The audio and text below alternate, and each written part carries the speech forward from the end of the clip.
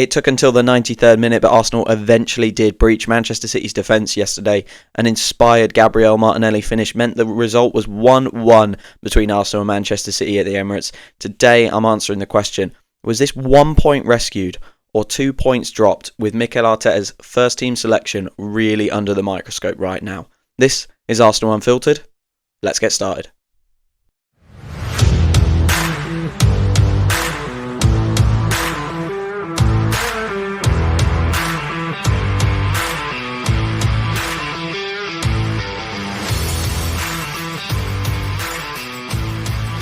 Good morning and welcome back to Arsenal Unfiltered, your 3 times a week dose of Arsenal coverage with me, your host Mark. I really hope that you have woken up this Monday morning and you feel good. You are not too disappointed by yesterday's game, but however you feel, we are here for the next probably 30 to 40 minutes discussing the game. So make sure you stick around. Just want to say before we get started, I hope you enjoyed the instant reaction last night. If you want more instant reactions, there'll be an instant reaction to the Port Vale game, as well as a match review, and an instant reaction to the Newcastle game and a match review there as well. Really exciting, to be honest. I'm enjoying the instant reactions, and there are 2 games where I think there'll be a lot to talk about because we really need a win at Newcastle, and there could be quite a lot of rotation, maybe some new players that we see at Port Vale. So I'm interested to see how they get on, and it's an interesting week coming up. It could be quite a disappointing week, but it is also an interesting one as well. Let's get into it then, because like I said it yesterday on the instant reaction. I can't quite work out whether... Well, no, in the instant reaction, I was feeling good. I was happy. We'd just seen Martinelli save us a point, and last minute goals to rescue a point or get a win always feel good. So I was feeling good at that point, and feeling good for Gabriel Martinelli as well. But I did mention, with time, will I see this as a bit of a 2 points drop scenario? Well, I think we're going to work through that this morning, and it definitely online, the reaction has been more towards that side. I think I've seen more people disappointed that we didn't go for it sooner, and it's difficult because I think I saw things from Mikel Arteta that meant he did go for it a little bit more, or a little bit earlier than I've seen him do in the past. But, it's with the benefit of hindsight, it was potentially a disappointing performance in the first half, where Manchester City were not too interested in coming at us, where we'd set up for them to be a bit more aggressive and be a bit more front-footed, I think. But let's get into it, right? We need to talk about all of that in the context of some of the selections and some of the performances. So let's do the lineup. It was Raya in goal, obvious one there.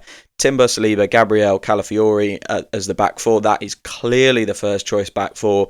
No room for Miles Lewis-Skelly, as I'm sure some people may have thought there is a possibility that he'd jump in and get some game time, but no, he's left out again.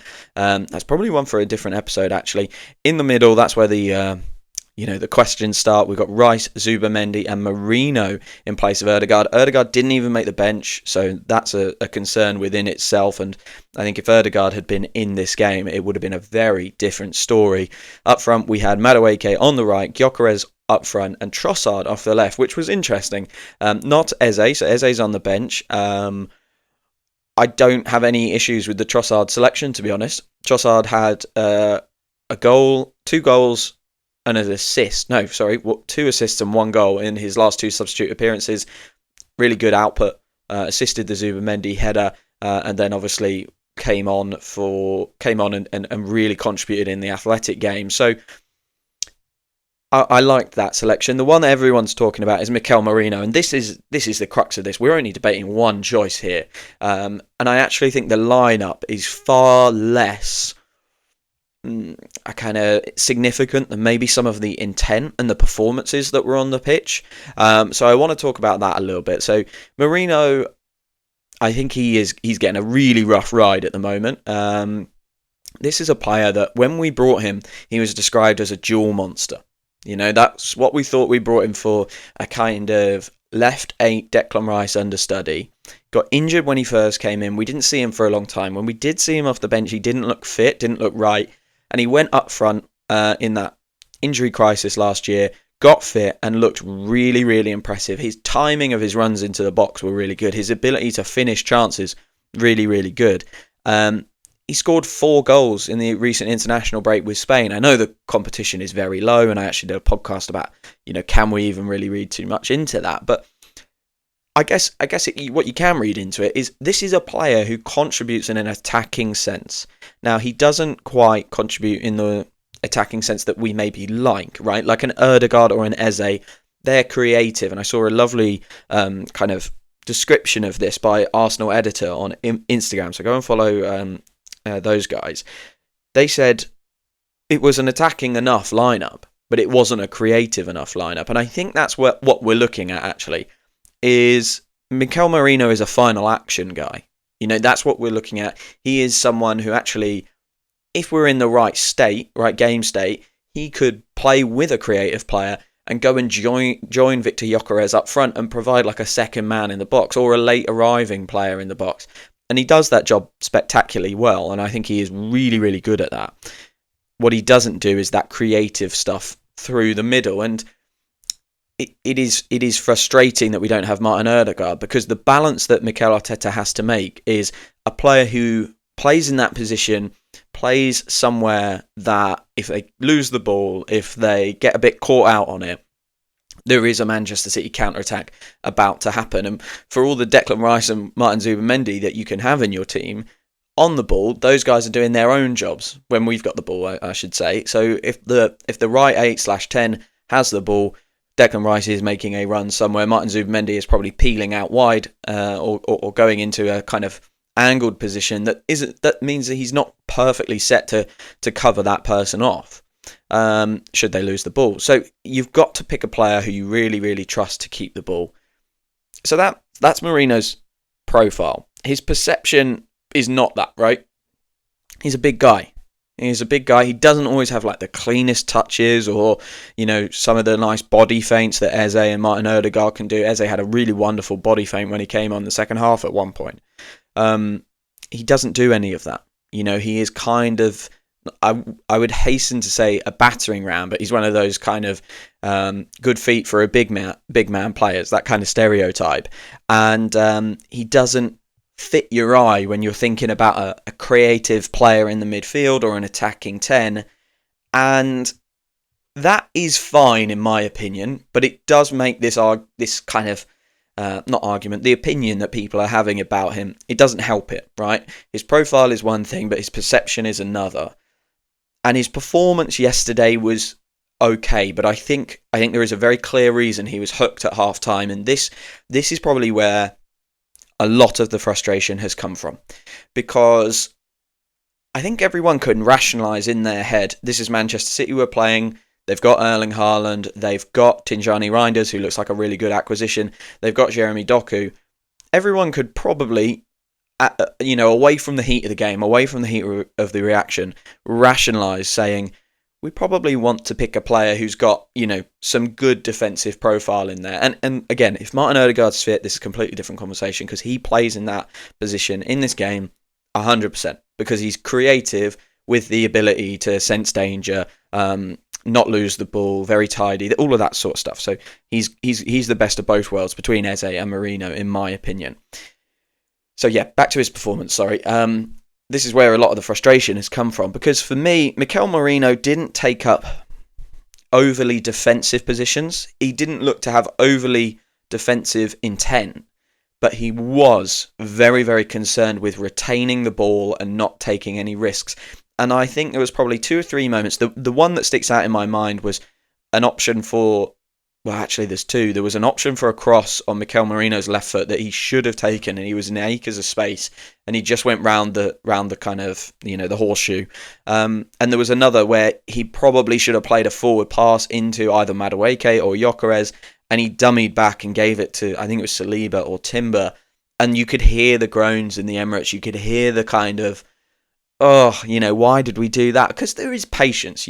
Arsenal fans understand that we have a way of playing that's about setting up opportunities, setting up situations to go forward, and we're okay with some of the kind of drawing teams onto us, some of the kind of rotating the ball around the back line to try and find a route into midfield. But when you get that route into midfield, or when you get an opportunity to hit the front three, the frustration is when we don't take those opportunities. I think actually his performance was the issue. Okay, rather than the selection, I think his performance was the issue, because if he takes those moments to kind of push the ball forward, I'm not saying we score, but what I am saying is perhaps people aren't looking at Mikel Merino and going, that selection was the problem. After all, he did have that really good reverse pass to Madueke at the end of the first half, which led to Madueke's right-footed shot. But he was hooked at half-time. And I think the nervousness to go forward with the ball at those kind of key points was the reason he was hooked. And it was so interesting to see Eze's performance, because Eze ends up getting the assist. It's a great ball over the top. He had some wonderful passes through the lines, some really nice combination out on the right-hand side. I thought he looked, probably in an attacking sense, the most involved he has at Arsenal so far, and that makes sense because he's in the middle. He's more in the action, and I thought he looked really good. However, there were one or two moments he lost the ball really sloppily inside our half, maybe once or twice. I don't have the timestamps for those, but I need to get them. He lost them once or twice. And also for that counter-attack where City got their chance and Haaland got a shot off. That's about the only chance that City had in the second half, by the way. Eze was the one playing Haaland onside, and all of a sudden you can quickly see, well, this is why we picked Mikel Merino, because I think Eze's a wonderful player. I'm not criticising him in any way, but I think he's come from a team where his job was to go and win them games, and he's got more of a job at Arsenal, especially in that central zone. In the central zone, he has to look after the ball really, really well, because we are so aggressive. We are so high up the pitch. You can't lose the ball there. And this is something that Martin Ødegaard does incredibly well. He doesn't lose the ball in that kind of middle third area much. Eze did twice yesterday, and all of a sudden you can see why Mikel Arteta selected Mikel Merino, because he's got that kind of, I don't want to say like more experienced head, because Eze's obviously massively experienced, but he's been with Arsenal for a long time. He knows the responsibilities of that role in the centre, of all the roles in the centre of the pitch. He knows how risky we are when we're kind of bombing our fullbacks forward and our centre-backs are so high and we're leaving so much space. So you saw the two worlds there. I personally think, it was the performance that meant Merino wasn't effective in this scenario. Mikel Arteta came out quite, not spikily, that's the wrong word, but he basically said, no one was complaining about the midfield in the Athletic Club game, and it was the same midfield. And I saw a really good post from Lewis Ambrose this morning about the Dortmund manager, who once said that it's easy for the media to criticise because they get to do it after knowing the fact, and Mikel Arteta has to do it before the result. He has to predict things. And I think what Mikel predicted was Manchester City being far more aggressive than they were. They set up to stop the passing lanes through the defensive midfield, make it really, really difficult for us to play out, and you could see that in the first half. We struggled to progress the ball, and I think for the first 30 minutes, we didn't have the risk profile or the urgency that we needed. I thought the last 15 were a lot better. And it's interesting, right? Mikel, I have seen online, Mikel's been criticised a lot for actually not changing it when he saw that City were kind of, after the goal, of course, but saw that City were not coming out and trying to cut Arsenal apart, and were actually quite happy to kind of deny Arsenal chances and hit on the break through Doku and Haaland. He didn't change it quick enough, is the criticism that I've seen. 30 minutes into a game, and I think he did change it. He did make sure that we upped the risk profile, and of course at half-time he made 2 aggressive changes. It's interesting because I don't think that that's Mikel Arteta's MO generally. I think he would usually wait a little bit longer and see, but it's an improvement. He did it quicker than I think we've seen him in the past, but still not quick enough. And I think that's an important thing to recognise, that, he is starting. I think there are very subtle signs that he's starting to be a bit more adventurous, but perhaps we've had so long with him being conservative, and this narrative about Arsenal has built up so much that we need him to just go, and we need to recognise it quicker. I think Man Manchester United were a team, back in the day when it was early noughties, and it was us and them fighting it out. They recognise this sort of thing really well. Game states, the Chelsea team as well that came after, they recognised game states and could change it on the pitch, and they had senior players who could change it on the pitch. Again, if Ødegaard's there, if Saka's there, do we change it? I want to talk quickly about the City goal before having a little break, and then discussing like the changes at half time, the Arsenal attack in the second half, and how it affected Manchester City. It's a good goal from City's point of view. It's a very good goal from Erling Haaland's point of view. He comes deep, he flicks the ball off, and then just gets on his bike. It's a good pass from Reinders, well weighted, and a good finish from Haaland. But I think it is preventable from an Arsenal point of view. We were very, very keen to win that ball high up, and I think Gabriel goes but doesn't go enough. Like, we almost need him to be so tight to Haaland in that scenario where, and this is up the pitch, in the centre where the ball kind of breaks down and breaks for Manchester City. We need him, if he's going to go, to win the ball 100%, be tight enough to 100% guarantee you're going to win the ball, or you're giving away a foul. One of the two options, because it left us very exposed. So I think Gabriel made a mistake in the early action. You see him then chasing back, trying to recover. He doesn't, for all the physical profile that he does have, he doesn't have the pace to match Haaland. And then William Saliba, very difficult situation for Saliba and Timber because they're 2 against 3. But for me, I think we know those two players who are coming right at William Saliba. Haaland was on his left. Reinders was on the ball on his right. There's a moment where Saliba just takes one step inside, and it's basically that step allows Reinders to release Haaland.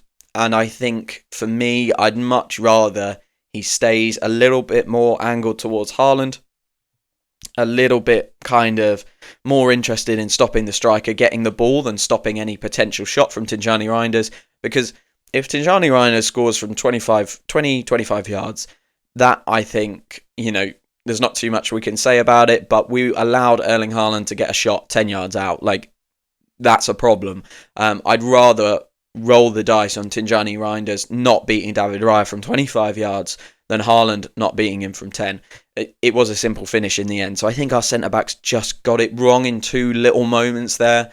And it's a shame. It's a shame because they've had such good battles with Haaland over the years. But I think Gabriel makes the initial mistake. Saliba isn't able to bail him out.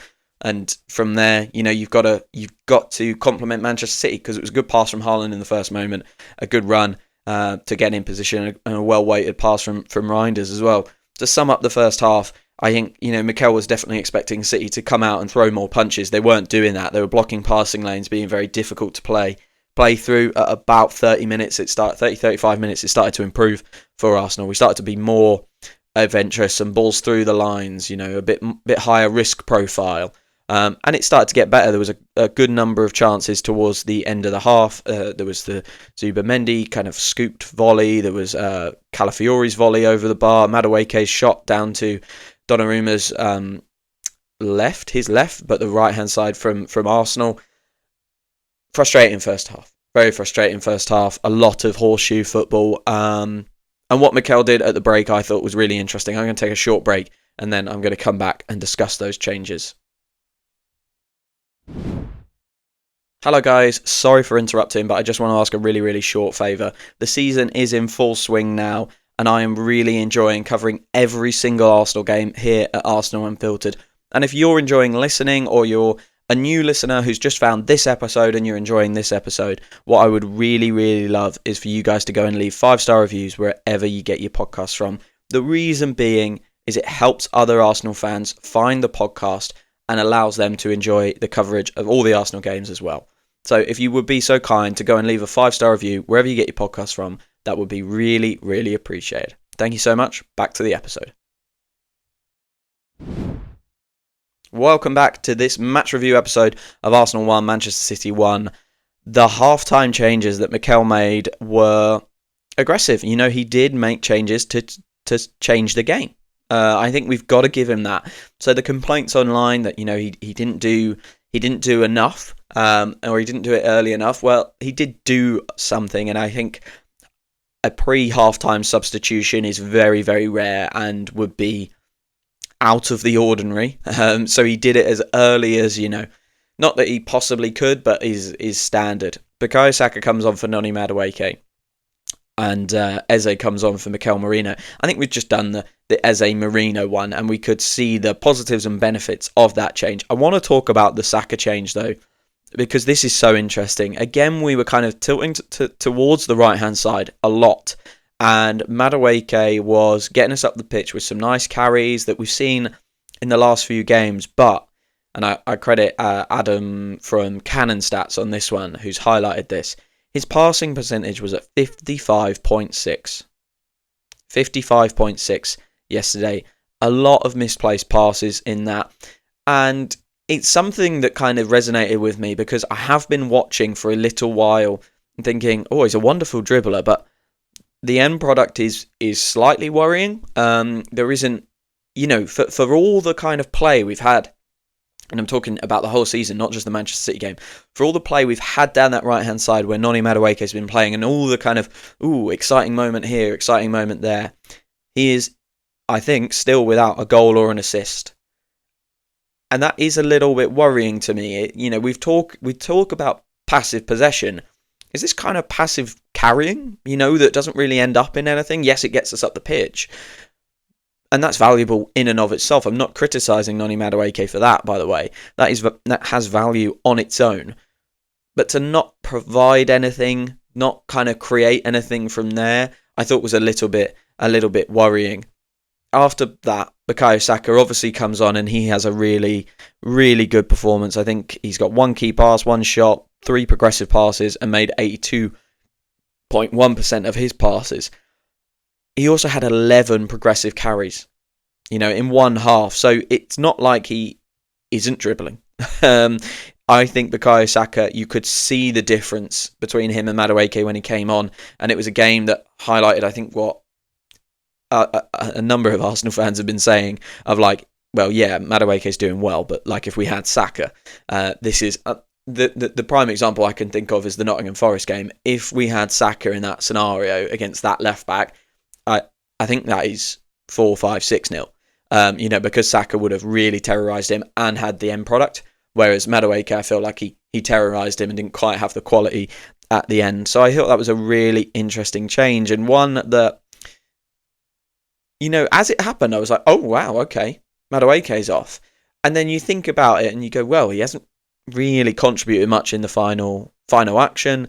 Some of his shots some of his shots over recent weeks have been okay, but not brilliant. And his crosses are kind of, well, they're just not as good as Saka's, are they? Fantastic carrier of the ball, but Saka did make a difference. And look, in that second half, I thought we were far more attacking. We played better. Manchester City ended up in a 5-4-1. They brought Haaland off for Nico Gonzalez. They just had one player up top. They were sitting deep. They were doing what Arsenal did last year against them in the 2-2, but Arsenal had 10 men that we got so criticised for. I'm sure Pep will be lauded for a defensive masterclass or some rubbish like that. I'm going to have to not get annoyed here. But yeah, I thought, look, that Saka was a massive upgrade. Eze was a big upgrade on the attacking side of Merino, perhaps not the kind of looking after the ball side. And we started to really move the ball about. We started to create chances. And I think for me, we missed that final action. And I think there's 2 things here. There's game state, which absolutely plays a role because Manchester City have the lead. They got their goal in the first half. They can just sit in and they can make it impossible. They can make final actions so difficult. And you need a mistake sometimes to get through that sort of low block. A mistake from the other team, of course, is what I mean. And that's what they did. So the game state absolutely played into it. But then there is also that kind of maverick moment. And I think we had opportunities for a maverick moment. Eze had a volley. It didn't, it was straight at Donnarumma. There were a couple of chances where we shot and it wasn't a good finish. It was almost kind of more hopeful than it was expecting to score. And there's just a bit of me that feels like at the moment Manchester City have Haaland, Liverpool have Ekitike and Salah, who they're just producing at an alarming rate. And because we haven't had Bukayo Saka, we haven't had our player like that who can produce like that.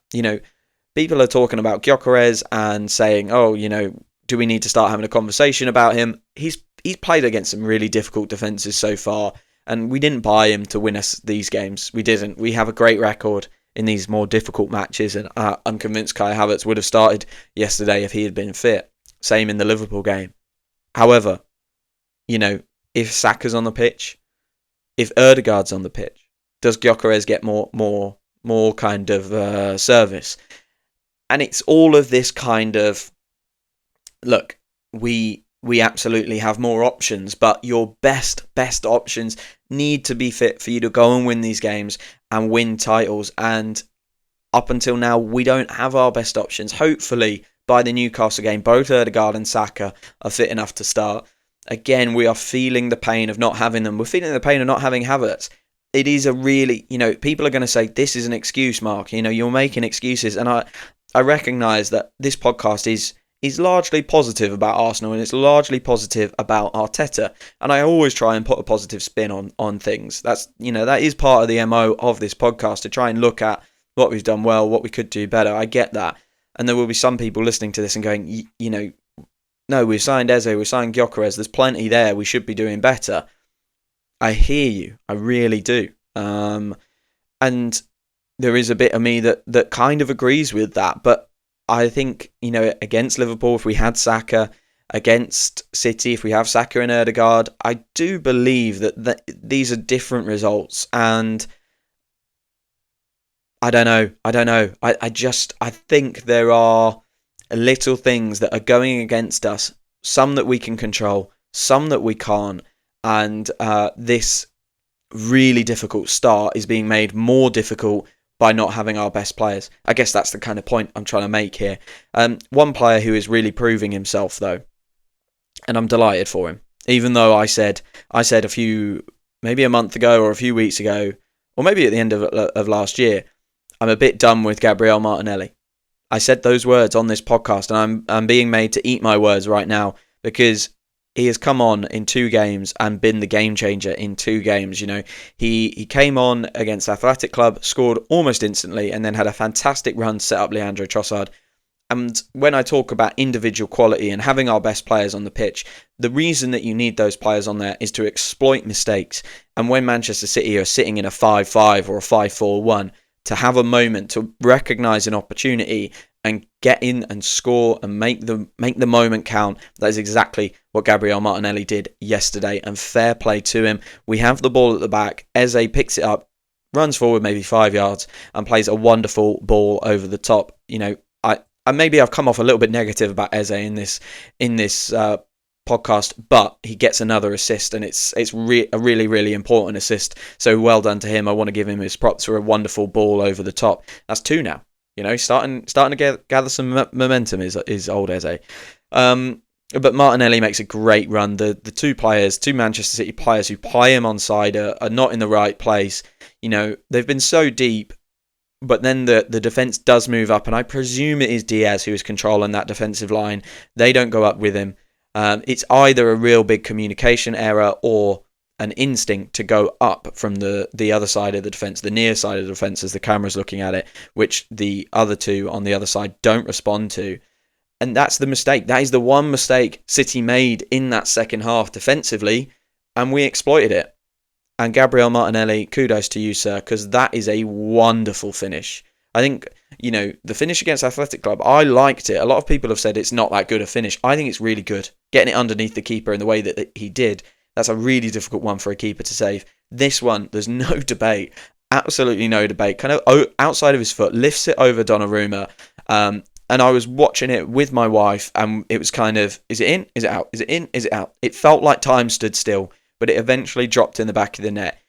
A really brilliant finish. A moment for him that I'm so delighted by. And look, guys, this sort of thing, and the Athletic Club game again, that's why you buy these great players. That's why you have a Trossard who can start, and a Martinelli who can come on, and a Merino who can start, and an Eze who can come on, to change games. We might not have changed it early enough for some, but Martinelli did change that game. He changed the athletic game as well. I'd be really interested to see, will he play against Newcastle now? Because there's clearly a debate in that left wing spot at the moment. Trossard has played well. Eze's the new guy. He's getting assists. Martinelli's getting goals. It's really interesting. Last couple of games, Eze's got 2 assists. Trossard's got 2 assists and a goal. Martinelli's got 2 goals and an assist. There is a contribution coming from that left-hand side. Granted that one of Eze's assists was from through the middle, but those players now, we have a threat. It's really interesting. And the player we're talking about the most is Noni Madueke and how exciting he's been. And I'm not criticising him again, but he's not producing at the rate the left-hand side are. And if we can keep that left-hand side simmering and get Saka back, there is a good chance we start to go on a run. But now let's answer that big question that I mentioned at the start. Is it 1 point rescued or 2 points dropped? I said yesterday on the instant reaction, I used to come into Manchester City games dreading them, knowing we were going to get pumped, and at best we would get a draw, even at home. Yesterday I went into it wanting to win, thinking we could win, thinking we were better than them. And I think we are better than them. I think our first team is better than their first team. Only just, and that's the team that was selected yesterday. I think they've got stars, they've got wonderful stars with Donnarumma and Haaland, and we've got a way better squad. Compare the 2 benches yesterday, way better from an Arsenal perspective. So I do think it's 2 points dropped. I do, and the reason I say that is not because of Mikel Arteta's selection, because I actually think he did do something in the first half to change the game at about 30 minutes and changed our risk profile at that point, and you can see that in the stats as we ramp up in that last few moments of the first half. He made 2 very aggressive changes at half-time, which is not something we see him do often. We often see him wait and try and reset and go again in the second half. So I thought Mikel Arteta did a lot, and I understand why he went for Merino rather than Eze in the midfield, and I think there were moments why that happened. For me, the key thing is the quality of our final action still isn't there. No matter how many people we buy or have brought, we haven't been able to get our final action going much this year. And we've scored 5 against Leeds, we scored 3 against Nottingham Forest, a few from set pieces though, and I think our final third, our final action moments from players like Noni Madueke, from players like Victor Gyökeres, they're not quite there. And that's what I think we need to address, and that's what I think we need to be training on. Our system, when you watch us play against Manchester City, and I said this against the Liverpool game, there are not many teams who will make Liverpool look as average as that this year. And there are no teams, I don't think, that will make Manchester City sit back in the way that we made them sit back yesterday. The system is basically perfect. Like, I really, really believe that.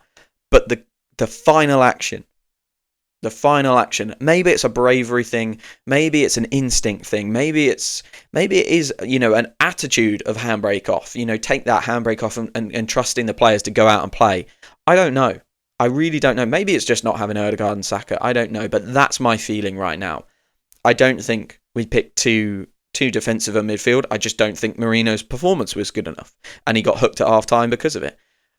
I think we need players who are going to make sure that the final action is really, really good. And to be fair, the players that are doing that at the moment are Gabriel Martinelli and Leandro Trossard, and they got time on the pitch yesterday. So I do feel like it's 2 points dropped because we haven't got our final action quite right. And fingers crossed that changes over the coming weeks. It has to change against Newcastle. If we drop points in 3 of our first 6 games, no matter how difficult those games are, that will be a long, long way back for Arsenal. And it's crazy to be talking about that in September, but that is the standard that Liverpool are setting so far this year and last year, of course. We need to start hunting them down, and we need to win away at St James's Park, a place that is really, really difficult for us to go to. So let's hope we do. Before that, we've got the Port Vale game. That will be the plan for the week. Match previews, instant reactions, match reviews. Make sure wherever you are following Arsenal Unfiltered on your podcast provider of choice to make sure you don't miss any of those episodes. And just one last final thought here, guys. it is a disappointing result yesterday. I felt like we could win. I felt like we could put a statement down and beat them convincingly. We didn't end up winning. We didn't end up, having the day we wanted. But let's not throw the baby out with the bathwater. We don't want to lose our system. We don't want to lose the footballing structures that have made us so good. We just need to get those final actions right. If we get those final actions right against Liverpool, against Manchester City, we're top of the league right now. And we're not doing that at the moment. That's what we've got to address in training. That's what we've got to change. We've got to start taking chances and making more chances, better chances. That's really, really important. I'm going to leave it there, guys. Thank you so much for following. Thank you for listening, and I'll speak to you again very, very soon.